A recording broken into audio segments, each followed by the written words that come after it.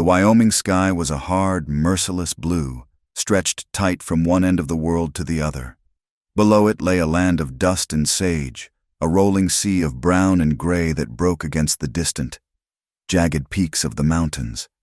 They looked like the teeth of a wolf, ready to tear the sky to shreds. The wind was the only thing that truly lived here.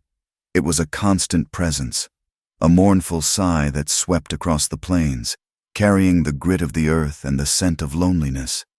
It whispered through the tall grass and moaned around the corners of the solitary log house that stood defiant against the emptiness. This was Silas Blackwood's world. It was as vast, as unforgiving, and as hollow as the space inside his own chest. He moved through it like a machine built of sinew and bone. Each swing of the axe, each heave of a hay bale, each careful repair to a length of fence was executed with a relentless, mechanical precision.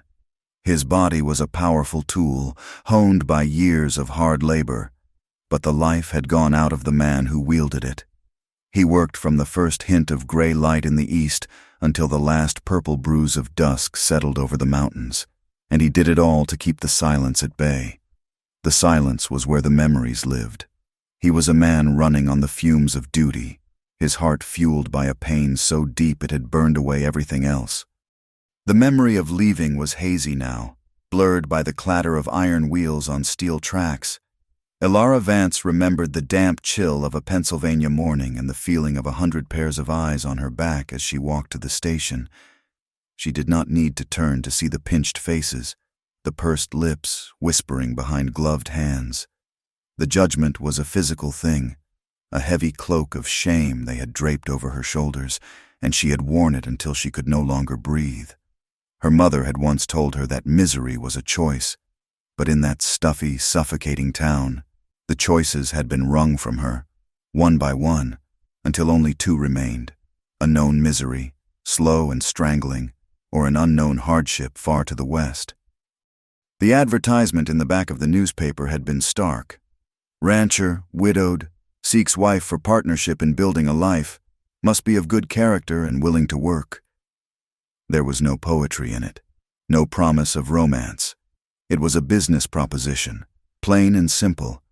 For a woman with no character left in the eyes of the world, it was a lifeline. So she had packed her small trunk, answered the letter that came in reply, and bought a one-way ticket into the wild. The journey itself was a long, slow stripping away of everything she had ever known. The train chugged west, and with every mile, the lush, green hills of home flattened, faded, and gave way to something new. The neat, ordered towns grew smaller and farther apart, the forests thinned, and the sky grew larger. She watched through the grimy window as civilization was shed like a snake's skin. The world outside became raw, immense, and terrifying in its stark beauty. It was a land that did not care for reputations or whispers. It cared only for strength, for water, for the will to endure. By the time the train finally hissed to a stop at a small, sun-bleached depot in the middle of nowhere, Elara felt as if she had been scrubbed clean, scoured down to the very bone. She was no longer the woman who had fled Pennsylvania. She was a blank slate, waiting for a new story to be written upon her. He was there, waiting on the platform. Silas Blackwood. He was taller than the small, faded photograph he had sent, and broader across the shoulders. The land had carved itself into him. His face was a mask of grim stoicism, all sharp angles and sun-weathered skin. But his eyes held a sorrow so profound it was like looking down a deep, dark well. He wore it like a second skin, a shadow he could not outrun. Elara stepped down from the train, her single trunk thudding onto the wooden platform. It held everything she owned in the world. The wind immediately whipped at her skirts and tugged loose a strand of her dark hair, lashing it across her face. He watched her approach, his expression unreadable. He offered no smile, no word of welcome. When she stood before him, he gave a single, curt nod. "Miss Vance." His voice was a low rumble, rough like gravel. "Mr. Blackwood," she replied, her own voice feeling small and thin in the vast emptiness. The silence that fell between them was a heavy, awkward thing. He seemed to be a man who had forgotten the shape of casual words. Without another sound, he hoisted her trunk onto his shoulder as if it weighed nothing and carried it to a simple buckboard wagon waiting nearby. He loaded it into the back, then stood by the wheel, waiting for her. Alara climbed up onto the hard wooden seat, her hands clutching the small reticule in her lap. He climbed up beside her, took the reins, and with a soft click of his tongue, set the horses in motion. The ride to the ranch was a long journey through a world of silence. The only sounds were the rhythmic creak and groan of the wagon wheels, the soft clopping of the horses' hooves in the thick dust, and the endless, sighing whisper of the wind. Alara sat stiffly, her gaze fixed on the horizon, but she was acutely aware of the man beside her. She watched him from the corner of her eye, noting the tension in the set of his broad shoulders and the way his hands, calloused and capable, gripped the leather reins. He held them with a white-knuckled intensity, as if control was the only thing that kept him from flying apart into 1,000 pieces. She also watched the land. It rolled on forever, a landscape of immense power and indifference. The scale of it was overwhelming. She felt like a speck of dust, a tiny, insignificant thing in the face of such raw, untamed wilderness. It did not feel like a place of new beginnings. It felt like an ending, a place where a person could simply disappear and never be missed. They arrived at the ranch as the afternoon sun began to bleed toward the mountains. The house was a sturdy structure, built of thick, dark logs, chinked with mud. It looked strong, capable of withstanding the blizzards and the brutal sun, but it felt cold, unlived in. It was a shelter, not a home. It stood like a monument to something that was gone. Silas pulled the wagon to a halt and jumped down. "This is it," he said, the words clipped and impersonal. He led her inside. The interior was as stark as the land outside. It was meticulously, almost unnervingly, clean. The wide plank floors were swept bare. The simple wooden table and chairs in the main room were free of any clutter, and the stone hearth was cold and black.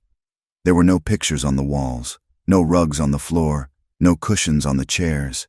It was a space devoid of any personal, feminine touch. And Alara felt an immediate, prickling sensation on her skin. She had stepped into a house that had been hollowed out by loss.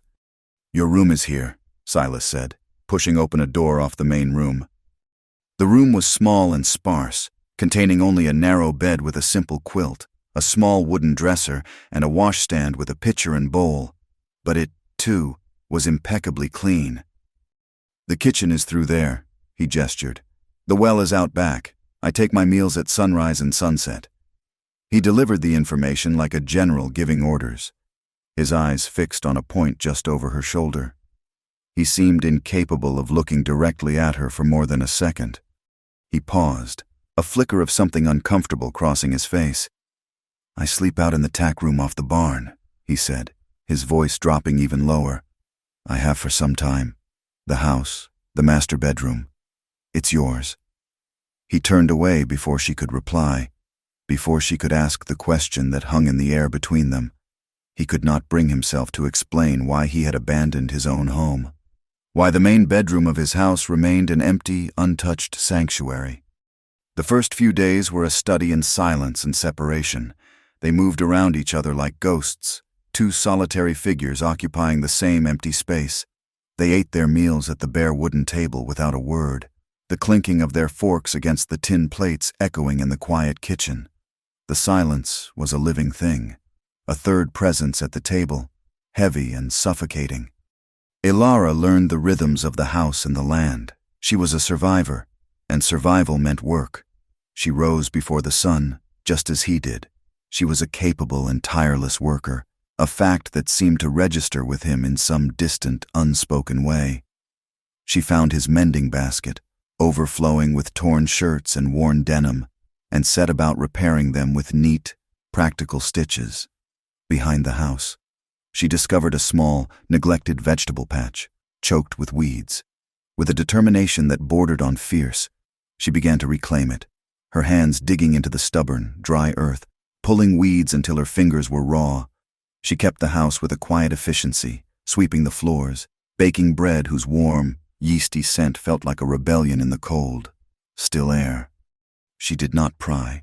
She did not ask questions or try to fill the silence with meaningless chatter. She understood, with an intuition born of her own painful past, that this man was a locked door. Pushing against it would only make it hold faster. She had to wait, to see if he would ever find the will to turn the key himself. But she felt the ghost of another woman everywhere. It was in the way a faded calico curtain hung just so at the kitchen window, in a worn patch on the seat of a rocking chair by the hearth, a subtle indentation that still held the shape of someone who was no longer there. This house was not empty. It was haunted. The first week was nearly over when the moment came. The sky was overcast, the air heavy with the promise of rain, and the wind had a sharper bite to it. Ilara was outside by the well, doing the laundry. Her sleeves were rolled to her elbows, and her hands were red and chapped from the harsh lye soap and the cold water she had drawn. Bucket by bucket, a mountain of Silas's grimy work clothes sat in a basket beside the washtub. The scent of lye, damp earth, and sweat hung in the air. Silas came from the barn, carrying 2 large wooden buckets. He was headed to the well to draw water for the livestock. He stopped when he saw her, his boots silent in the dust a dozen feet away. He simply stood there, watching. He watched her wring out a heavy denim shirt, her jaw set in a line of determination as she twisted the fabric with a strength that surprised him. He saw the muscles in her forearms strain with the effort. His gaze drifted to her face, and for the first time, he noticed a faint, almost invisible white scar that curved like a crescent moon near her right temple. He wondered, for a fleeting moment, what kind of life she had fled, what pain had left its mark on her. The silence stretched, pulled taut between them. It was heavier than usual, weighted with his unexpected scrutiny. Ilara could feel his eyes on her, and she refused to shrink under his gaze. She finished wringing out the shirt and dropped it into the rinse tub. Then, slowly, she straightened up, wiping a stray strand of damp hair from her forehead with the back of her wrist. She looked directly at him. A faint, weary smile touched her lips. It was not a flirtatious smile, nor was it one of submission. It was the smile of an equal, a fellow laborer on this harsh patch of earth. She broke the silence, her voice quiet but clear, carrying easily on the wind. She gestured with her chin toward the basket piled high with his clothes. "I can wash more than clothes." The simple words hung in the air, an offering. They were not a suggestion of intimacy, not yet. They were a statement of purpose, a gentle assertion that she was here for more than just mending and cooking. She was offering a partnership, a willingness to help cleanse the deep-seated grime of his life, not just the dirt from his denim. It was a promise to take on the burdens that were far heavier than laundry. The impact on Silas was immediate and profound. His hands that could gentle a wild mustang, build a fence in a blizzard, and wield an axe with brutal efficiency, visibly trembled where they gripped the wooden handle of the bucket. A tremor ran through him. He was shaken, not just by a flicker of unexpected desire for this quiet, resilient woman, but by the terrifying, unwelcome bloom of hope her words represented. It was the hope of letting someone in again, the hope of washing away a pain he had come to believe was a permanent part of his soul, a stain that could never be removed. He stared at her for a long second, his dark eyes wide with a storm of emotions he could not name. Then, as if her simple offer was a weight too heavy to bear, he gave a stiff, jerky nod. He turned without a word and walked away, his stride long and hurried, leaving the buckets by the well. Ilara was left alone with the sighing wind and the suddening, crushing realization of the monumental task she had undertaken. She was not here to build a new life. She was here to resurrect a man from the dead. Her quiet exploration of the house in the following days led her to a small, cedar chest tucked away in the back of a deep closet in the master bedroom. It was locked. Her curiosity was a sharp, insistent thing, a desire to understand the geography of the sorrow that permeated every corner of this home. But she respected the lock. It was a clear boundary, a silent request for privacy that she would not violate. She closed the closet door and left it untouched. Its presence, however, became a constant reminder of the secrets and sorrows that were locked away, not just in the chest, but in the heart of the man she had married. The second week of her new life began as the first had ended, in a state of quiet, watchful waiting. And then, late one night, the silence was broken. A sound from the barn tore Ilara from a shallow sleep. It was a muffled cry, a raw, guttural sound of pure agony that was choked off almost as soon as it began. She sat bolt upright in her bed, her heart pounding against her ribs. She strained her ears, listening to the profound silence that followed. The wind had died down, and the night was unnervingly still. Silas was having a nightmare. She knew it with a certainty that chilled her to the bone. She pictured him in his small, cold room off the barn, wrestling with demons in his sleep.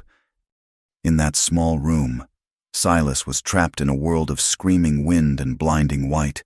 The blizzard was alive, a raging beast of snow and ice. He was fighting his way through it, the cold searing his lungs, his legs heavy as lead. He was shouting, his voice swallowed by the howl of the storm. "Sarah!" The name was ripped from his throat, a sound of desperate, tearing loss. "Thomas!" He called for his wife, he called for his son, but the only answer was the merciless, howling wind.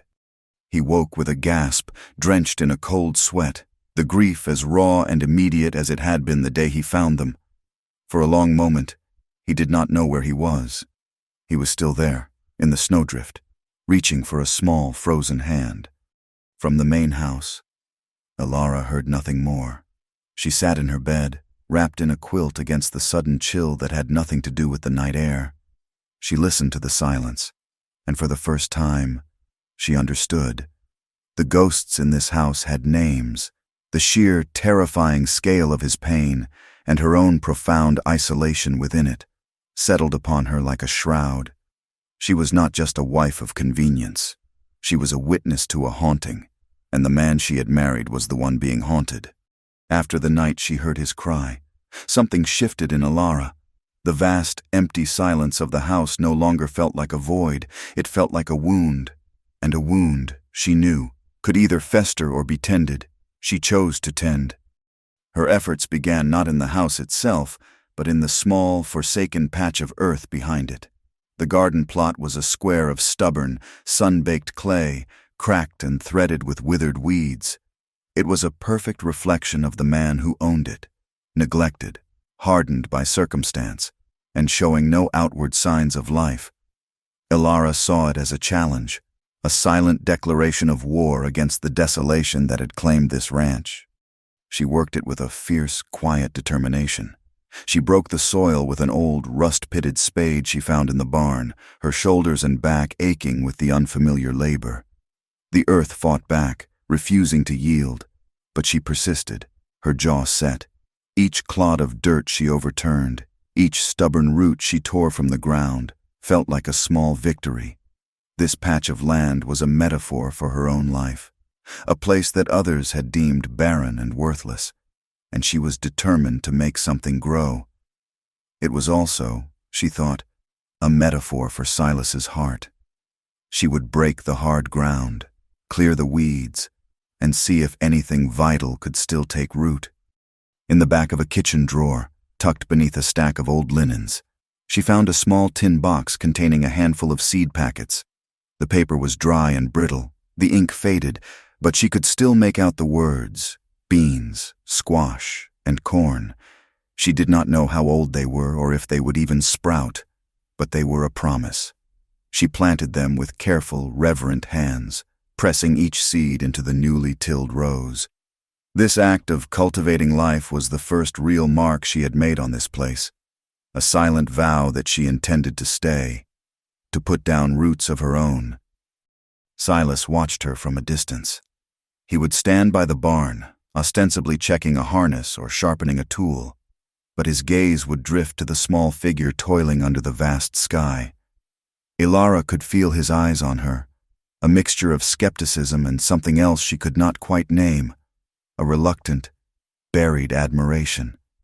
He saw the sweat on her brow, the dirt smudged on her cheek, the unyielding set of her shoulders. She worked with the grim purpose of someone who knew that labor was the only real prayer. He said nothing. He never acknowledged her work, never offered a word of encouragement. But one morning, when she went out to the garden, she found a full bucket of fresh, cool water sitting by the edge of her tilled plot. He had already ridden out for the day, a lone figure disappearing into the vastness. But the bucket was there, a silent concession, a single drop of kindness in an ocean of quiet grief. Alara touched the cool wood of the bucket, and for the first time felt the faintest tremor of hope. Weeks later, the larder was running low. A trip to the town of Redemption was necessary for flour, salt, and coffee. The journey marked a significant turning point. It was the first time they would appear in public not as a rancher and his new housekeeper, but as a married couple. The prospect filled Alara with a quiet dread. As they rode into the dusty main street, she felt the eyes of the town upon them. People stopped what they were doing to stare. A blacksmith paused with his hammer in midair. Women clustered on the boardwalk, their conversations dropping to hushed whispers behind their hands. Their prejudice was a palpable thing, a thick, suffocating blanket of suspicion. They saw Silas Blackwood, the town's resident ghost, and beside him, a stranger, an outsider with dark hair and eyes that did not belong. Inside the mercantile, the air was thick with the scent of coffee beans, leather, and dried apples. The owner's wife, a woman with a face like a clenched fist named Martha Pringle, watched Alara with sharp, bird-like eyes as she moved through the aisles. "Silas," Martha said, her voice carrying across the store. "Good to see you in town." Her gaze slid to Alara, sharp and assessing. "And this must be the new wife." From behind the counter, Alara could hear Martha whispering to another woman, the words just loud enough to carry. "Got her from back east. They say her mother was one of those Italians. You can see it in the hair, not quite proper." The casual cruelty of the words struck Alara like a physical blow. It was the same judgment, the same insinuation of being less than, that she had fled in Pennsylvania. Here, thousands of miles away, it had found her again, rooted not in a fabricated scandal but in the simple, unchangeable fact of her blood. She felt the old shame rise in her, hot and prickling. Just then, the bell above the door jangled, and a man strode in who seemed to suck all the air from the room. He was tall and broad, dressed in a fine coat that was out of place in the dusty store. He carried himself with an air of absolute ownership, as if the town and everyone in it belonged to him. This, Alara knew instinctively, was a man accustomed to power. "Blackwood!" the man boomed, his voice dripping with contempt. He looked from Silas to Alara, his eyes lingering on her with a dismissive sneer. "I see the rumors are true. Had to import your new wife, did you? Couldn't find one in all of Wyoming willing to take on this wreck of a man?" The insult was so bald, so cruel, that the entire store fell silent. Alara froze, her hand hovering over a sack of flour, the blood draining from her face. Before she could even process the sting, before the familiar instinct to shrink and become invisible could take over. Silas moved. He did not raise his voice. He did not make a threat. He simply took one step forward, his body positioning itself between Alara and the other man, shielding her completely. The movement was swift, instinctual, and utterly protective. "Her name is Mrs. Blackwood," Silas said. His voice was a low growl, a dangerous rumble that seemed to come from the very depths of his chest. "And you will show her respect, Thorne, now and always." The man, Jedediah Thorne, was visibly taken aback. He had expected the silent, broken man he was used to tormenting. He had not expected this cold, quiet ferocity. He stared at Silas for a long moment, a flicker of surprise in his arrogant eyes, before letting out a short, humorless laugh. He tipped his hat in a gesture of mock chivalry and turned away without another word. For Alara, the moment was monumental. The air rushed back into her lungs, and her heart hammered against her ribs. In all her life, through all the whispers and the shame, no one had ever stood for her like that. No one had ever stepped in front of her to take the blow. In that one simple act, Silas had given her something she had never known she craved, the solid, unbreachable shield of a husband. The ride home was silent again, but the quality of the silence had fundamentally changed. It was no longer the empty, aching silence of two strangers. It was a silence filled with the unspoken weight of what had just happened. It was a shared experience, a quiet alliance forged in the face of a common enemy. Ilara kept glancing at his profile, at the hard line of his jaw, and felt a warmth spread through her chest that had nothing to do with the afternoon sun. That small crack in his armor inspired her. She grew bolder in her quiet campaign to breathe life back into their home. She began to cook with purpose, attempting to create meals that were more than just sustenance. She tried to replicate the flavors of a childhood she rarely allowed herself to remember, the savory, herb-infused dishes her mother had made, so different from the plain, boiled fare of her neighbors in Pennsylvania. One evening, she made a simple stew of rabbit and wild vegetables, seasoned with rosemary she had found growing wild near the creek. The aroma that filled the small kitchen was rich and comforting. As they ate, the usual silence felt less oppressive, more contemplative. Taking a breath, Ilara decided to risk it. "My mother used to make a stew like this," she said, her voice soft. "She would tell me that a good meal could fix almost any trouble. We did not have much, but she could make a feast out of a few carrots and a bit of meat." It was a small, mundane story, carefully edited to reveal nothing of the pain that came later. But it was an offering, a piece of herself she was laying on the table between them. Silas stopped eating and looked at her. He truly looked at her, his gaze direct and steady. He listened, his expression intent, as if her small story was the most important thing he had heard in years. When she finished, he was quiet for a long moment, and she feared she had overstepped. Then he spoke. "I had a horse when I was a boy," he said, his voice a low, rough thing unused to sharing memories. "A buckskin named Comet. He was faster than any other horse in the county. My father said he was born of the wind. I used to think if I rode him fast enough, I could outrun my own shadow." He fell silent again, a flicker of a long-lost boy in his sad eyes.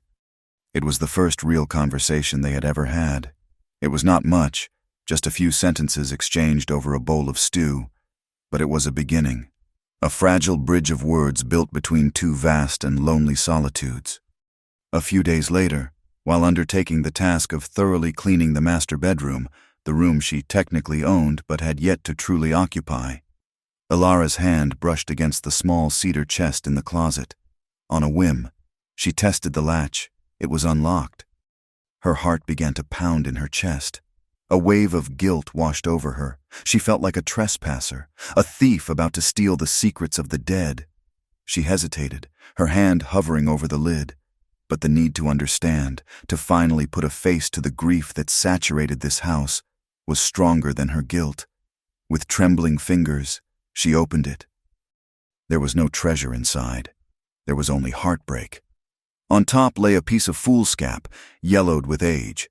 On it was a small, crudely drawn picture in charcoal of a stick-figure man, a woman, and a small child holding their hands. Beneath them, in a child's clumsy scrawl, were the words Papa, Mama, Thomas. Ilara's breath caught in her throat. She lifted the drawing with reverent hands. Beneath it lay a small, well-worn Bible, its leather cover softened with use. She opened it to the inside cover. In elegant, looping script was the name Sarah Blackwood. Tucked carefully between the pages of Psalms was a single-pressed wildflower, its purple petals faded to a brittle, ghostly lavender. Holding these simple, sacred relics, Ilara was overcome with a profound and aching empathy. His grief was no longer an abstract, shapeless presence in the house. It had a face. It had names. Sarah, Thomas, a woman who had loved flowers, a little boy who had drawn a picture of his family. She was not fighting the memory of a rival. She was living alongside the stark, devastating reality of a man who had lost his entire world. She gently placed the drawing and the flower back in the Bible, closed the book, and shut the lid of the chest. But now, she understood. That discovery changed everything. She realized she could not erase the past. She could not fill the void left by Sarah and Thomas. To try would be a violation. The only path forward was not to replace, but to coexist. That night, after Silas had retreated to the barn, Elara gathered a few of her own belongings, the small, silver-backed hairbrush her mother had given her, a copy of a novel she had read a dozen times, a small tin of hand salve. She carried them into the master bedroom. She did not remove Sarah's things. On the dresser sat a small, oval-framed photograph of a smiling, fair-haired woman she now knew was Sarah. Elara did not move it. Instead, she simply placed her own hairbrush next to it. It was a small, quiet gesture, but it was an act of profound significance. It was a statement of coexistence, not of replacement. "I am here," it said, "not to take her place, but to find my own." Later that night, Silas came in from the cold. He always entered the house through the kitchen to get a drink of water before heading back out to his small room. As he passed the open door of the master bedroom, something made him stop. He stood frozen in the doorway, his silhouette framed against the dim light of the hall. He saw her standing by the window, looking out at the moonlit landscape, and he saw the hairbrush on the dresser, its silver back gleaming faintly next to Sarah's picture. He looked from the hairbrush to Elara, and his expression was unreadable. Alara's heart stilled. She braced herself for anger, for a cold command to leave, to get out of this sacred space. But he did not look angry.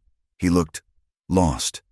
He saw not an intruder, not an usurper, but a woman quietly, respectfully trying to find her place alongside his ghosts.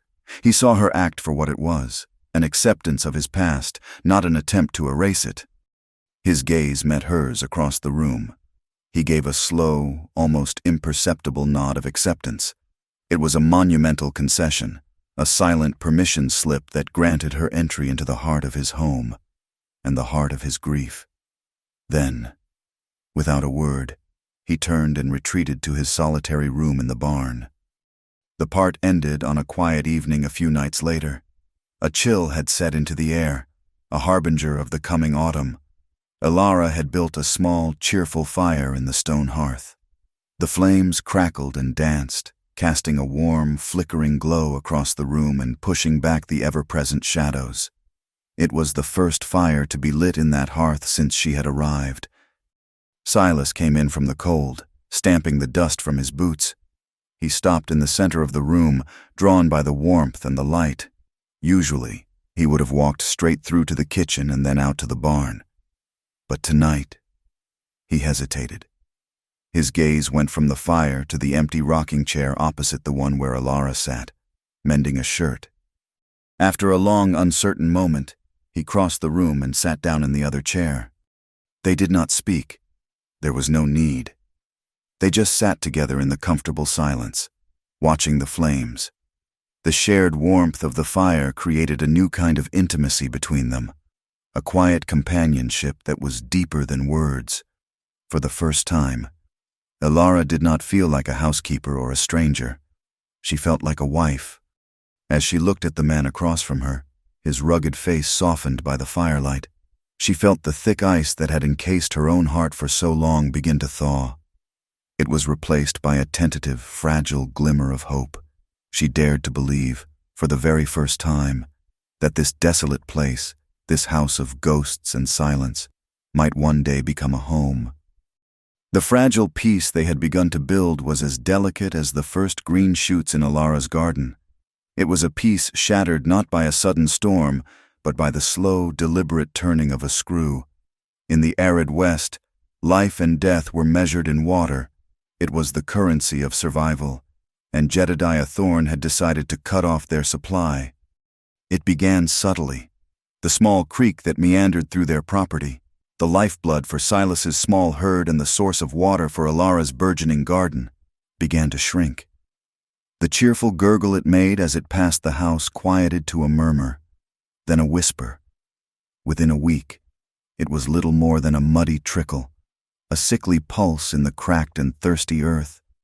The young bean plants in the garden, once so vibrant, began to wilt, their leaves curling in on themselves in a gesture of silent surrender. Silas noticed it with a grim tightening of his jaw. There had been no drought. The sky had delivered its share of rain, with a cold certainty gnawing in his gut. He saddled his horse and followed the creek bed upstream, toward the boundary line of his property. Elara watched him go, a knot of fear tightening in her own stomach. She had seen that look on his face only once before, in the mercantile in Redemption. It was a look of cold, contained fury. He was gone for hours. When he returned, the fury was still there, but it was now overlaid with a simmering, dangerous stillness. He did not need to tell her what he had found. She could see it in the rigid set of his shoulders, in the way his hands clenched and unclenched at his sides. He had followed the dying creek onto Thorn's land and found its source choked off. A crudely built but brutally effective dam of rock and timber had been erected, diverting the precious flow of water into a channel that led directly to Thorn's own vast, thirsty herds. It was not an act of necessity. It was an act of spite. It was a deliberate, calculated declaration of war. Without a word to Elara, he turned his horse and rode out again, this time in the direction of Thorn's ranch. She watched him until he was a small, dark speck against the vast, indifferent landscape, and the knot of fear in her stomach twisted into a cold, hard dread. The confrontation was as brutal and one-sided as she had feared. Silas found Thorn near his main corral, flanked by half a dozen of his hired hands. Thorn was smug, a look of triumphant arrogance on his face.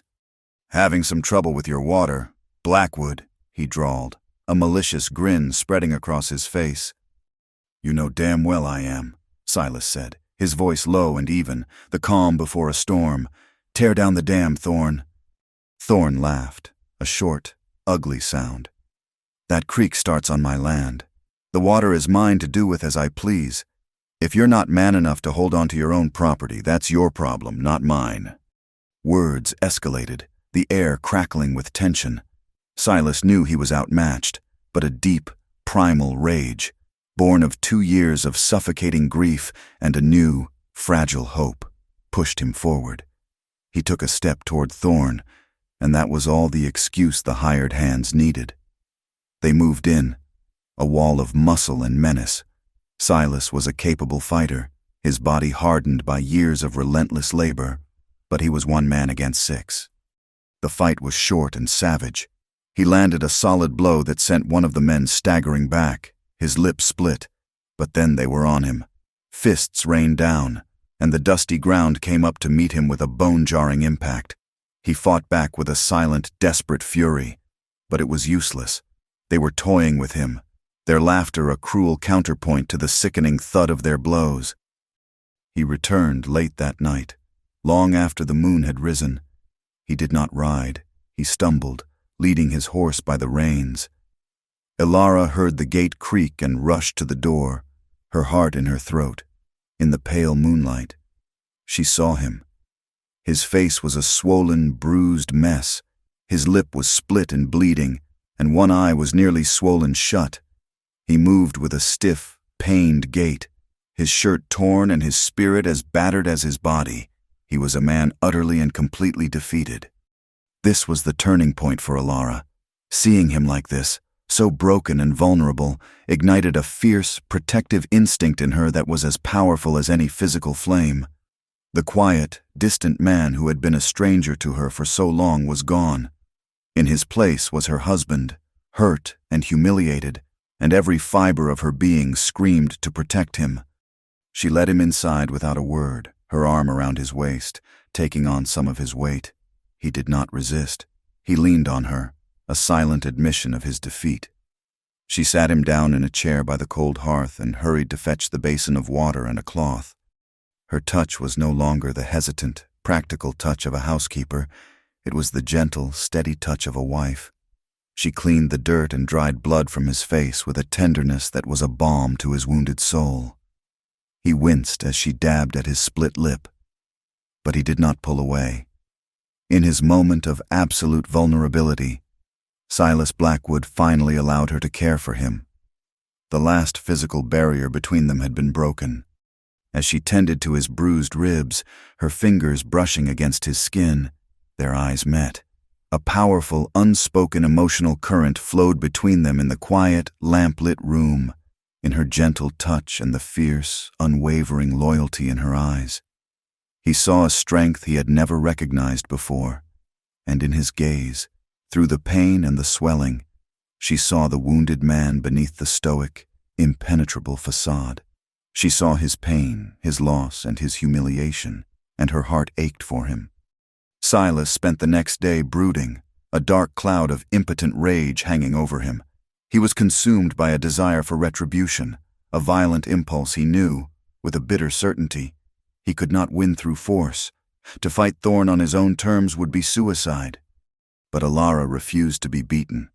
Her practicality, the bedrock of her own survival, came to the forefront. While Silas stared into the distance, lost in his anger, she began her own quiet search. She did not look for a weapon. She looked for a solution. She began to sift through the old papers and property deeds she found in a dusty trunk in the small office.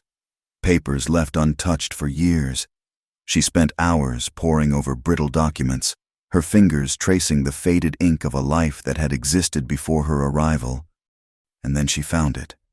Tucked inside a heavy, leather-bound ledger was an old survey map of the Blackwood property. It was brittle with age, the paper threatening to crumble at her touch, but it was clear. And on it, in the rocky, higher elevations of their land, was a small, blue mark, labeled in a spidery script, Natural Spring. It had been long forgotten, unused for generations, a hidden resource waiting to be rediscovered. It was their only hope. She took the map to Silas. He looked at it, his one good eye tracing the lines, and for the first time in days, a flicker of something other than anger appeared on his face. It was a glimmer of reluctant hope. The discovery galvanized them. They were no longer two solitary individuals living in the same house. They were a team with a singular purpose. The next few weeks were defined by a grueling, back-breaking labor that transcended their silence. They had to dig a long irrigation ditch, by hand, from the high, rocky spring down to their parched pasture. The work was relentless. They toiled from the first light of dawn until their shadows grew long and the sun touched the mountains. The ground was like iron, a stubborn mix of rock and clay that fought them for every inch. Their hands, even his calloused ones, were soon blistered, then bleeding. Their muscles ached with a deep, penetrating weariness that settled into their very bones. This shared struggle became a form of communication more potent than any words they could have spoken. They learned to anticipate each other's movements, to work in a seamless, unspoken rhythm. He would break the hard ground with the pickaxe, and she would follow with the shovel, clearing the loosened earth. They developed a silent language of nods and gestures. They shared water from the same canteen, their hands brushing as it passed between them. They ate their midday meal of dry bread and salted meat sitting side by side in the dirt, too exhausted to speak, the only sound the wind sighing through the tall grass around them. During this period, the landscape was both their adversary and their crucible. The sun was a merciless, white-hot disk in the sky, beating down on them without pity. The wind was a constant torment, whipping dust into their eyes and mouths. And then came the thunderstorms, sudden, violent tempests that would sweep across the plains, turning their hard-won ditch into a muddy, collapsing trench, forcing them to start anew. One afternoon they were caught in just such a downpour. The sky turned a bruised purple-black, and the rain came down in cold, driving sheets. There was no time to make it back to the house. They took shelter in a small rocky outcropping, a shallow cave carved into the side of a hill. They huddled together in the small space, soaked and shivering, the physical proximity intense and unavoidable. Silas, driven by a protective instinct that felt as natural as breathing, took off his heavy canvas coat and draped it over Alara's shoulders. The simple, chivalrous gesture was laden with a meaning that went far beyond warmth. The coat was heavy with the rain and the scent of him, of earth and honest sweat. Ilara, trembling with cold, leaned against him. For the first time, he did not flinch. He did not pull away. He allowed the contact, his arm resting tentatively around her, and in the shared warmth of their bodies against the raging storm, he found a strange and unexpected comfort in her presence. The emotional climax of their shared ordeal came after a particularly exhausting day. The ditch was nearly complete, a long, ugly scar on the land that represented their last hope. They sat by the fire in the main house, the silence between them comfortable now, not strained. It was a silence born of shared exhaustion and a deep, unspoken respect. The struggle had worn down Silas's defenses, chipping away at the stone wall he had built around his heart. He sat staring into the flames, the firelight playing across the harsh lines of his face, and he began to talk. He did not plan to. The words just came, spilling out of him like water from a broken dam. "It was a blizzard," he began, his voice a low, rough whisper. It came out of nowhere. One minute the sky was clear, the next it was a wall of white. He told her how he had gone to town for supplies, a trip he should have put off. He told her of the unnatural speed with which the storm had swept in, a white monster devouring the world. He told her of his frantic, desperate ride home, the wind screaming in his ears, his heart a cold stone of dread in his chest. He described finding the house empty, a single log still smoldering in the hearth. He described tracking them, the terror and the hope warring within him with every step, and then he described finding them. Sarah and little Thomas, huddled together under a snowdrift, their bodies frozen solid, just a few hundred yards from a neighbor's cabin they could not have seen in the blinding whiteout. His voice cracked, and a single, ragged sob escaped him. He buried his face in his hands, his broad shoulders shaking, and then he confessed the deepest, most corrosive wound of his soul, the guilt. "If I had been here," he whispered, his voice thick with a pain that was as fresh as if it had happened yesterday. "If I had just stayed home, they would still be alive. It was my fault. I left them." Ilara did not offer him platitudes. She did not tell him it was not his fault or that he could not have known. The empty comfort of such words would have been an insult to the depth of his grief. She simply listened, her entire being focused on him, her heart breaking with his. When he finally fell silent, his face still buried in his hands, she rose from her chair. She crossed the small space between them and knelt on the floor before him. She did not speak. She did not touch his face or try to embrace him. She simply reached out and placed her hand on one of his, her touch firm and grounding. It was a gesture of pure, unadulterated empathy. It was not pity. It was a silent promise of shared strength. "I am here. You are not alone." In that moment, Silas felt a fundamental shift deep inside him. The crushing weight of the guilt he had carried alone for 2 long years lessened, just slightly. For the first time since the blizzard, he was not alone in his grief. He had shared the heaviest burden of his soul, and the woman before him, the quiet stranger he had married out of a desperate, hollow sense of duty, had not run from it. She had stayed. The last rock was moved. The last shovel of dirt was cast aside. Silas and Ilara stood on the rise above the pasture, 2 figures etched in dirt and sweat, their bodies aching with a weariness that went bone deep. Below them, the long, raw scar of the irrigation ditch snaked its way down from the high rocks, and in it, a silver thread of water was moving. It began as a whisper, a dark dampening of the soil.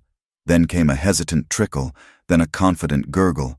The clear, cool spring water, freed from its rocky prison, flowed down the channel they had carved with their own bleeding hands. It reached the dry, cracked earth of the pasture and began to spread, a dark, life-giving stain on the parched ground. It was a moment of pure, unadulterated triumph. A rare, genuine smile touched Silas's lips.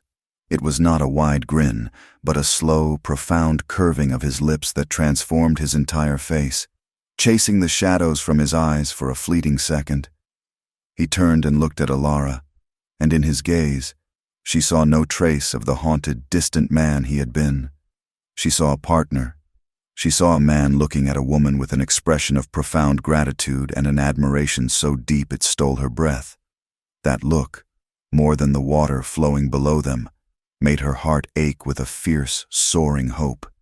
It felt as if they had not just saved the ranch, but had managed to carve out a new beginning for themselves from the stubborn, unforgiving earth. Their victory lasted 2 days. 2 days of watching the pasture turn from a pale, dusty brown to a hopeful shade of green. 2 days of a new, comfortable silence between them. The silence of a shared accomplishment. On the 3rd morning, they woke to a devastating stillness. The cheerful sound of the water flowing past the house was gone. A cold knot of dread tightened in Silas's stomach. They walked out together, and their fragile new world came crashing down. A section of the ditch, halfway up the long slope, had been destroyed. It was not a natural landslide. The marks of shovels and crowbars were gouged into the earth on the hillside above.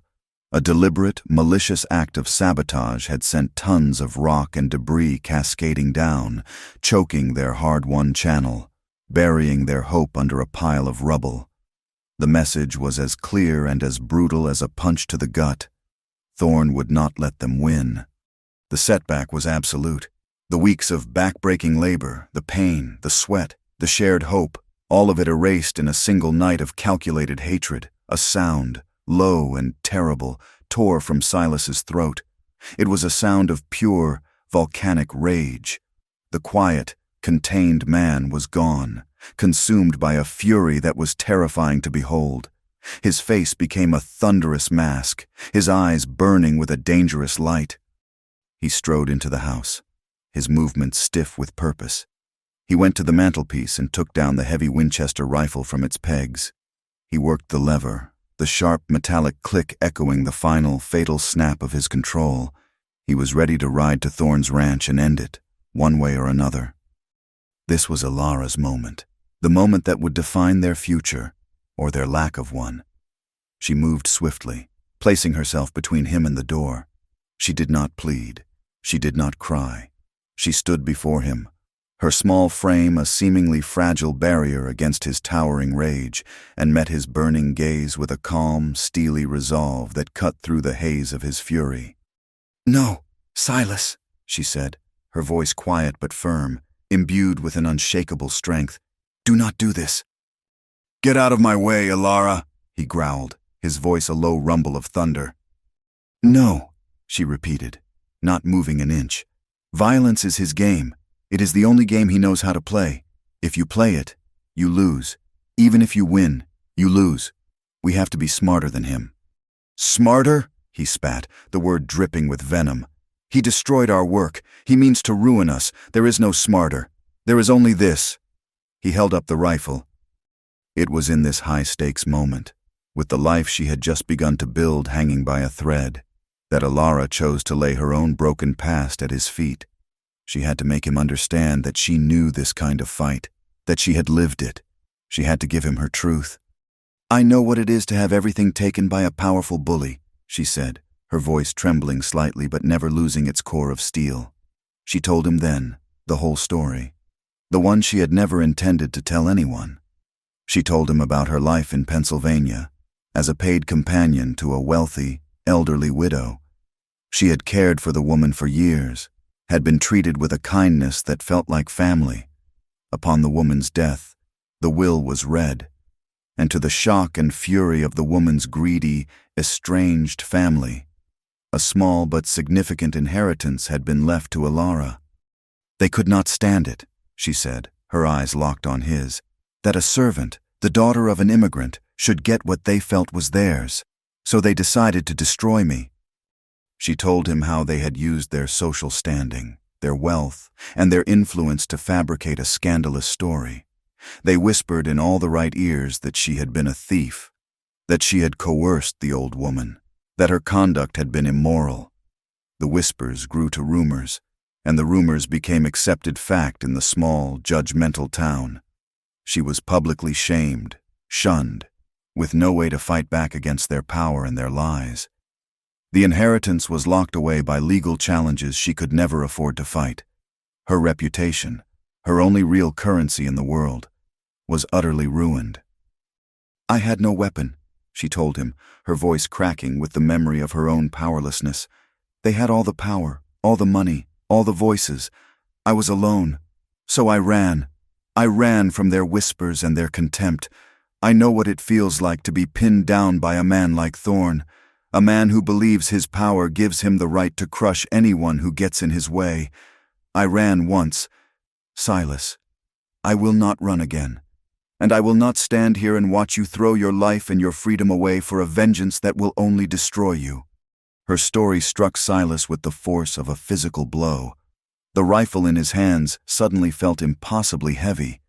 He looked at her, truly looked at her, and saw not just his quiet, capable wife, but a fellow survivor. He saw a woman of incredible, hidden fortitude who had endured her own kind of blizzard, a whiteout of lies and prejudice that had frozen her life just as surely as the snow had frozen his. His rage, that white-hot, blinding fury, did not vanish. It cooled. It solidified into something harder, colder, and more focused, a wave of fierce, protective love, so powerful it almost brought him to his knees, washed through him, extinguishing the last embers of his rage. He lowered the rifle, the barrel dipping toward the floor. He saw the clear, undeniable parallel between the wealthy family that had ruined her and Jedediah Thorn. They were the same breed of predator. And he understood, with a sudden, gut-wrenching clarity, the truth in her words. Revenge was a trap. Justice, however hard won, was the only true victory. That night, the emotional dam that had been cracking for weeks finally broke. The house was quiet, the air thick with the unspoken emotions of the day. Silas found Ilara on the small front porch, sitting on the top step, staring out at the vast, star-dusted sky. The universe seemed immense, a cold, glittering darkness that mirrored the darkness they faced. He came to stand behind her, and for a long time, he said nothing. He just stood there, a solid presence at her back. Then, his voice rough and thick with an emotion he could no longer contain, he spoke. "He won't take this from us, Ilara," he said. The words were a quiet rumble in the stillness. "He won't take this ranch, and he won't take you." It was more than a promise. It was a sacred vow. He moved around to face her, then knelt on one knee so they were at eye level. His calloused, work-worn hands came up to gently cup her face. His touch was hesitant, reverent. He looked deep into her eyes, and in their dark, steady depths, he seemed to find the strength to let go. All the grief, all the fear, all the walls he had so carefully constructed around his shattered heart came crashing down. "I was dead," he whispered, his voice breaking on the word. "For 2 years, Ilara. I have been a dead man walking this earth, just a body, going through the motions. The blizzard. It took everything. It took my soul." His thumbs gently stroked her cheeks, wiping away tears she hadn't even realized were falling. You came into this empty house, into this empty life, and you brought me back. You planted a garden in barren soil. You made me fight. You made me feel." He took a ragged breath, the confession tearing from the deepest part of him. "I love you, Ilara." The words were raw, desperate, and utterly sincere. They were the most honest words he had spoken in 2 years, and they fell into the quiet night with the weight of a lifetime. Tears streamed down Ilara's face, tears of sorrow for the pain he had endured, and tears of a joy so profound it was painful. They were the words she had never dared to hope she would hear. "And I love you, Silas," she replied, her voice choked with all the hope and fear she had kept locked away in her own heart for so long. He kissed her then. It was a kiss that began not with passion or desire, but with a desperate need to seal the promise he had just made, to find an anchor in the storm that raged around them. It was a kiss of profound gratitude for the woman who had seen the man buried beneath the grief. It was a kiss of 2 wounded souls finding each other in the darkness. It was a kiss of a profound, soul-deep love that had been forged in silence, struggle, and shared sorrow. The kiss deepened, and in it, they poured all the unspoken words, all the shared hardship, all the fragile hope. When they finally broke apart, they were both breathless, their foreheads resting against each other. This moment, this raw and total emotional surrender, led them from the cold night into the warmth of the house. It led them to the master bedroom, the room that had for so long been a shrine to a ghost. They entered it together, no longer as a landlord and a tenant, no longer as a rancher and his wife of convenience, but as a husband and a wife in the truest and most profound sense of the words. Their physical intimacy that night was an extension of their emotional catharsis. It was not a lustful, hurried encounter. It was a tender, healing act of union. It was a quiet, almost desperate coming together of two people who had been utterly alone and had, against all odds, found a safe harbor in each other. It was a silent vow to face the coming darkness not as two separate souls, but as one. For the first time since Alara had arrived, the house did not feel haunted. The ghosts had not vanished, but they had grown quiet, stepping back to make room for the living. The house felt like a home, filled with the quiet, resilient light of their newfound love, a single candle burning brightly against the encroaching darkness outside their walls. The morning after their confession rose on a world that was the same, yet fundamentally changed. The sky was the same hard blue, the wind carried the same scent of sage and dust, but the oppressive silence that had once suffocated the ranch was gone. In its place was a period of tense, quiet resolve. They were a united front, two solitary souls forged into a single weapon against the coming storm. Their love, confessed in the dark of night, was now a shield they held between themselves and the world. They began the arduous task of repairing the ditch for a second time. The work was no less backbreaking, the sun no less punishing, but their purpose was renewed. Every swing of the pickaxe, every heave of the shovel, was an act of defiance. Their every action was now intertwined with their commitment to each other, a physical manifestation of the vow Silas had made on the porch. The small, unspoken gestures between them were imbued with a deep and loving intimacy that had not existed before. The way he would stop and watch her for a moment, his eyes softening, as she brought him a canteen of water, the way her hand would brush his as she handed him a tool. A shared glance across the 20 feet of raw earth that separated them could now hold an entire conversation. They began to talk more, filling the quiet hours of labor with the small details of their lives. He told her stories of his father, the man who had taught him how to read the land and the sky.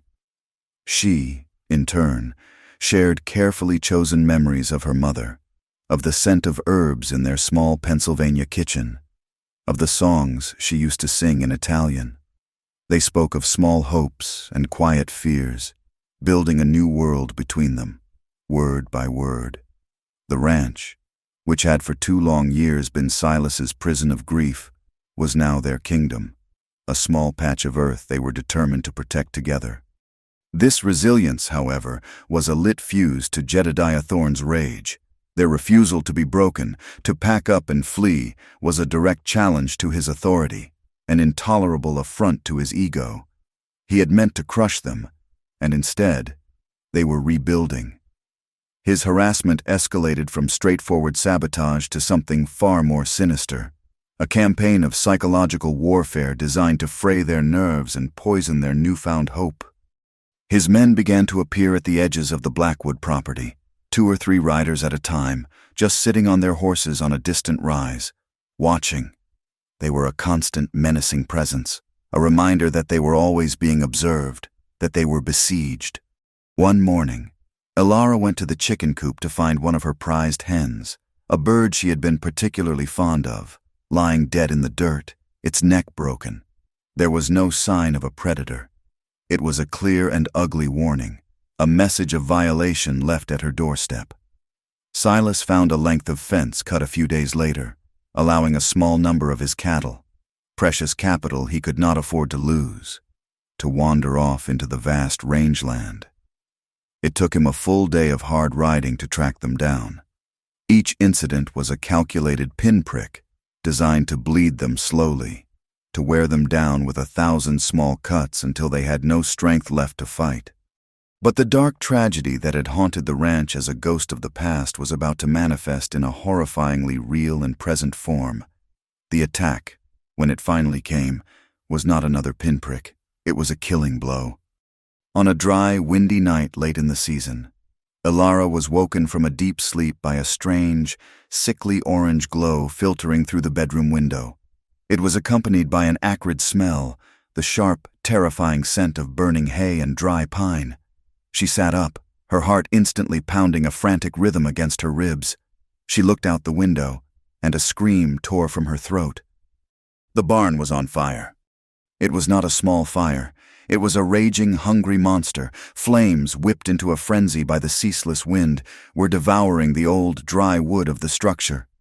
They clawed at the night sky, a terrifying orange beacon in the darkness, sending a shower of glowing embers sailing on the wind.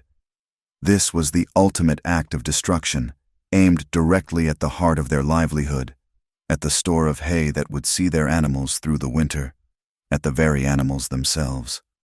The scene that followed was one of pure, adrenaline-fueled chaos. Silas was out of the bed in an instant, pulling on his trousers and boots with frantic, fumbling hands. They rushed out into the night, the heat of the blaze hitting them like a physical blow even from 100 feet away. The fire was a roaring beast, the sound a deafening, crackling whoosh that drowned out the wind. And beneath that roar was another, more horrifying sound, the terrified, high-pitched screams of the horses and cattle trapped inside the inferno. Without a moment's hesitation, Silas plunged toward the burning structure. "The horses!" he yelled over the roar. "Open the main corral gate!" "Silas, no!" Ilara screamed. But he was already gone, a silhouette disappearing into the maw of the fire through the large barn doors. Ignoring his desperate shouts for her to stay back, Ilara's mind raced. She ran to the large corral adjoining the barn, her hands struggling with the heavy wooden latch. She had to get the gate open, to give the animals a path to escape if Silas could free them. As she worked, she grabbed buckets, filling them from the water trough in a futile but heroic effort. Sloshing the water against the corral fence, against the side of the barn, anywhere a stray ember might catch. The heat was scorching, the smoke thick and choking, but she did not stop. The emotional climax of the horror occurred within the fiery heart of the barn.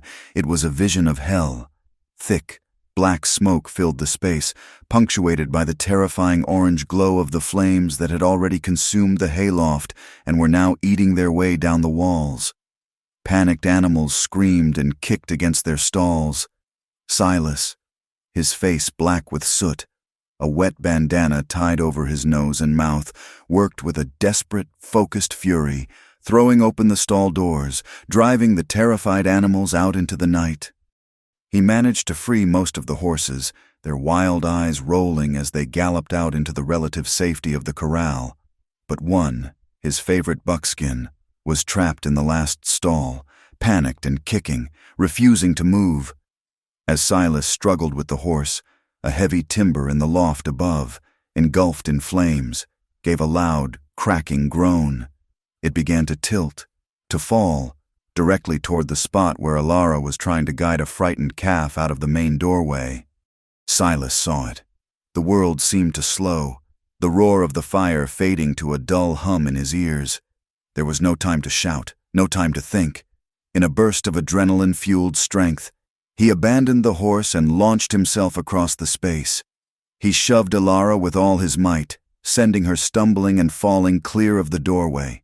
He tried to follow, but he was a fraction of a second too late. The massive, flaming beam came crashing down, striking him a heavy, glancing blow across his back and shoulder. He collapsed with a guttural cry of pain, the impact driving the air from his lungs, but even as he fell, his instincts took over. He grabbed the front of Ilara's nightgown and dragged himself, and her, the last few feet out of the barn. They tumbled out onto the dusty ground just as the main roof gave way with a deafening roar, collapsing inward in a volcano of sparks and flame.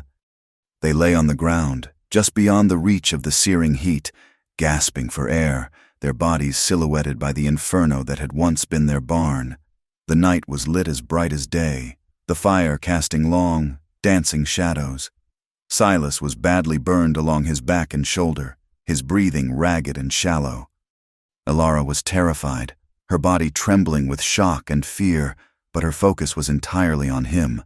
Scrambling to her knees, she saw the raw, angry burns on his back where his shirt had been burned away. Without a thought for her own modesty, she tore long strips from the hem of her cotton nightgown, and after dousing them with the precious water from the trough, began to crudely but gently bandage his wounds, her mind racing with a desperate, frantic clarity. It was a moment of absolute, unquestionable ruin. The barn, the center of their operations, was a total loss. Their entire winter store of hay was gone. The livestock they had managed to save were scattered and terrified. And the man she loved, the man who had just saved her life, was grievously injured. Everything they had worked for, fought for, bled for, was turning to ash before their very eyes. Yet, in the literal and figurative ashes of their life, their bond was not broken. It was forged into something harder, something unbreakable. As they sat there, Ilara holding him, Silas gritting his teeth against waves of nauseating pain, there was no blame, there was no despair. There was only a grim, hardened determination that settled over them like a shroud of iron. Silas looked at her, his face pale and drawn in the flickering firelight. "He won't win," he said, his voice a hoarse, ragged whisper, each word an effort. "Ilara, he won't win." It was in that moment, as she looked at his determined face, that her eyes caught a glint of something in the dirt near where he had fallen, something small and metallic, reflecting the firelight. She reached for it. It was a piece of silver, heavy in her palm, an ornate, uniquely crafted silver concho, decorated with the pattern of a coiled rattlesnake. It must have been knocked off the saddle of one of the attackers in the chaos. And she recognized it. She had seen it before, gleaming on the saddle of Thorne's lead foreman that day in town. It was not just a suspicion anymore. It was concrete, undeniable evidence. The fire, a beacon of their destruction, served another purpose. The sight of the blaze against the night sky, visible for miles in the open country, drew their neighbors. First one, then another. Then a small group of men on horseback rode up, their faces grim and illuminated by the flames. They saw the total devastation. They saw Silas, injured and leaning on his wife. They saw Ilara, her nightgown torn, her face smudged with soot, tending to her husband's wounds with a fierce, unwavering devotion. And in that stark, horrifying tableau, they saw the stark reality of Jedediah Thorne's tyranny. The whispers of prejudice that had followed Ilara, the suspicion of the outsider, were burned away in the heat of the fire. They were replaced by murmurs of respect, of sympathy, of a shared, simmering anger. The community, which had for so long been cowed by Thorne's wealth and power, began to stir. Armed with the silver concho clutched tightly in her hand, and with the newfound, albeit reluctant, support of their neighbors who stood silently watching the ruin, Silas and Ilara made a decision. They looked at each other, a silent communication passing between them. This was not a matter for a rifle anymore. The path of revenge led only to more destruction. They would not sink to Thorne's level. They would ride to redemption, and they would demand justice. The journey to redemption began at dawn. It was a slow, painful procession, a testament to the brutality they had endured. Silas, his back and shoulder wrapped in crude bandages torn from Ilara's own nightgown, was weak from his injuries, his face a pale, grim mask of pain. He leaned heavily on Ilara with every agonizing step, each jostle of the horse he was too injured to ride sending a fresh wave of agony through him. Ilara, her face still smudged with soot and etched with deep lines of exhaustion, led the horse with one hand while her other arm supported her husband. Her small frame seemed impossibly strong, her resolve a palpable force, as hard and unyielding as iron. Their arrival in the dusty main street of Redemption caused an immediate stir. The town that had once whispered about the reclusive rancher and his foreign wife now fell silent. People stopped in their tracks, their mouths agape. They saw not just Silas Blackwood, but a man broken and burned. They saw not an outsider, but a woman of incredible fortitude, holding her husband up with a fierce and tender loyalty. They were no longer a curiosity. They were survivors, and their tragedy was on full display for all to see, a raw and gaping wound in the fabric of the community. They did not stop at the mercantile or the doctor's office. They went directly to the one place they had left to go, the office of the town marshal. Marshal Finch was a weary, pragmatic man in his late 50s, his face a roadmap of long years spent trying to keep a fragile peace in a hard land. He had long been aware of Jedediah Thorne's bullying, of the way he threw his weight and his money around. But he had always lacked the concrete evidence, and perhaps the political will, to truly confront him. He looked up from his paperwork as they entered, his expression shifting from mild curiosity to genuine shock as he took in their state. Silas collapsed into a chair, his breathing ragged, while Alara stood before the marshal's desk, straight and unwavering. With a clear, steady voice that held no trace of hysteria or pleading, she laid out their story. She spoke of the dammed creek, of the confrontation where Silas was beaten, of the escalating harassment, the dead chicken, the cut fence. Her narrative was a calm, factual recitation of a campaign of terror. And then, she opened her hand.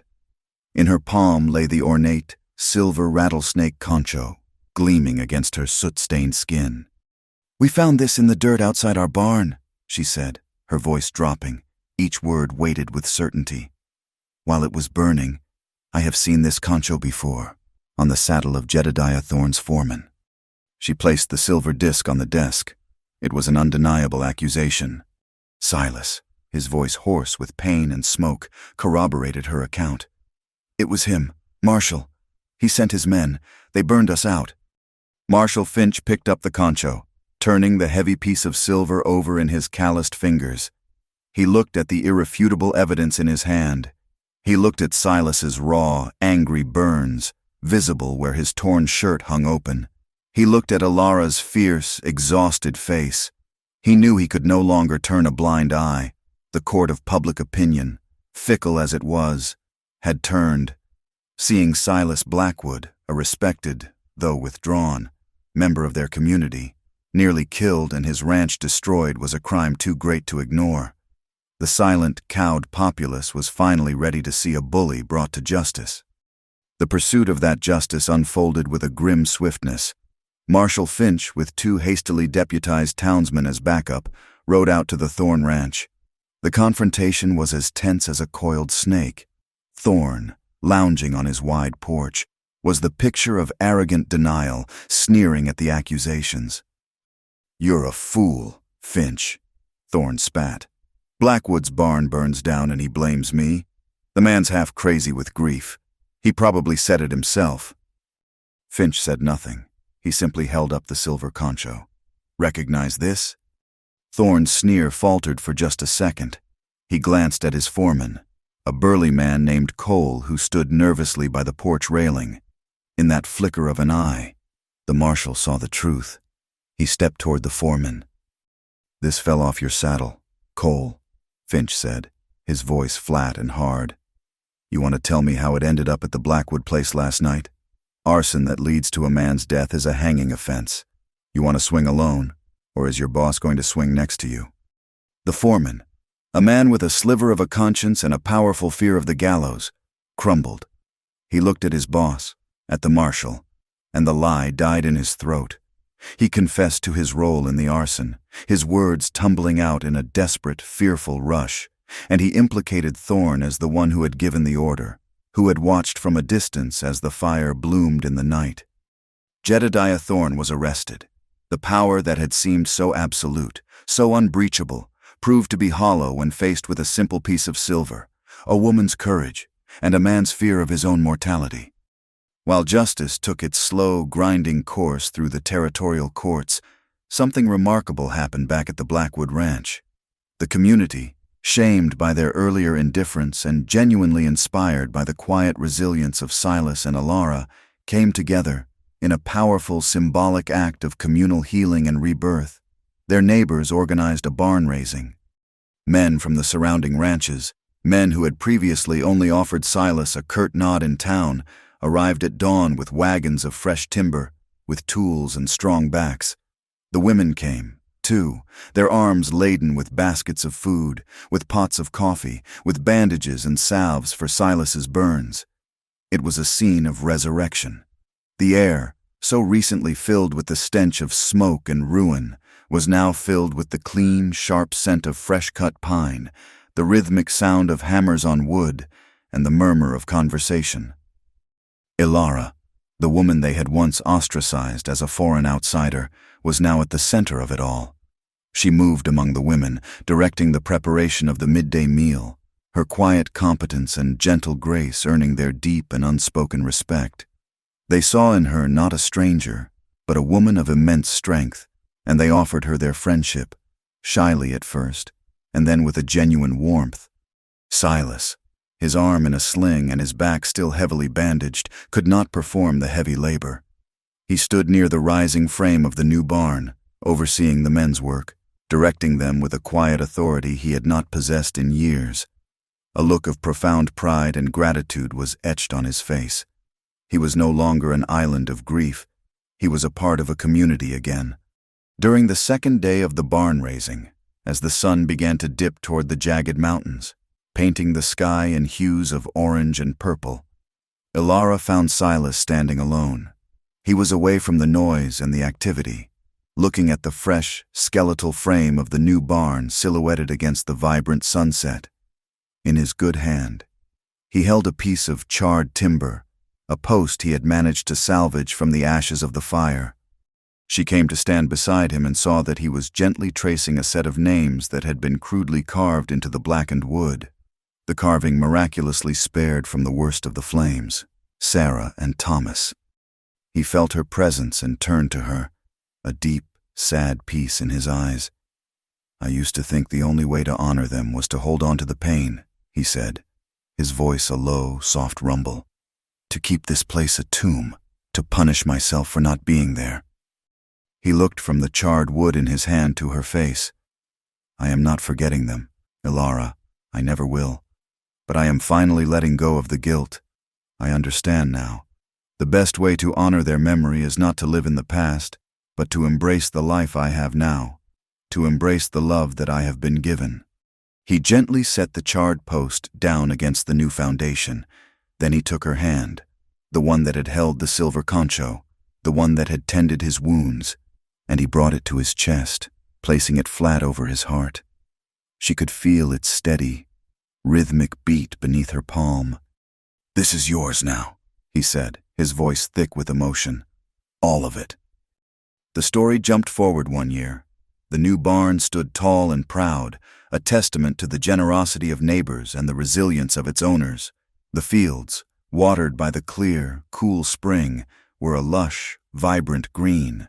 The herd of cattle was healthy and growing, and Alara's garden, now twice its original size, was overflowing with corn, squash, and beans, a riot of life against the muted tones of the prairie. The ranch was more prosperous than it had ever been. Jedediah Thorne had been convicted and sent to a territorial prison. His reign of terror over, his land eventually broken up and sold.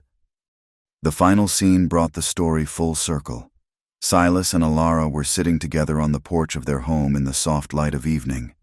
The house, once so cold and empty, was now filled with a palpable warmth that had nothing to do with the fire in the hearth. Alara was visibly pregnant, her hand resting protectively on her swollen belly, a serene smile on her face. They were watching the sunset paint the vast sky with brilliant, breathtaking colors. The landscape was the same, the endless sea of grass, the distant, jagged mountains, the immense and unforgiving sky. But their perception of it had been fundamentally transformed. It was no longer a symbol of their isolation, but of their freedom, a canvas for the grand scale of their future.